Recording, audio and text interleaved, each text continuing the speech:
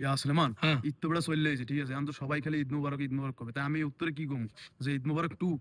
আরে না, তোর কি কেউ লাভ ইউ বলছে? তুই লাভ ইউ টু বলবি? শোন, যদি কেউ তোরে বলে যে ঈদ মুবারক, ঈদ মুবারক, তুই তখন উত্তরে বলবি কুল্লু আম ওয়া আনতুম বিখাইর, কুল্লু আম ওয়া আনতুম বিখাইর।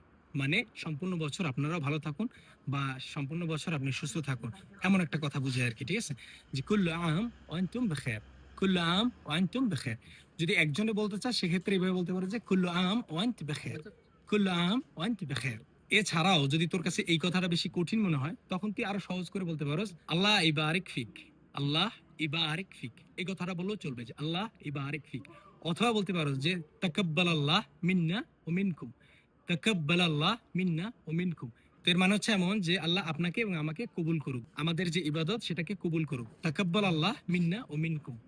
তাহলে আমি ঈদ মুবারক টু কমো না, কমো কুল্লু আম আনতুম বিখের, অথবা আল্লাহ বারেক ফিক। হ্যাঁ, এইভাবে বলবি যে কুল্লু আম আনতুম বিখাইর, কুল্লু আম ওয়া আনতুম বিখাইর, অথবা আল্লাহ ইবারিক ফিক, অথবা তাকাব্বাল আল্লাহ মিন্না ওয়া মিনকুম।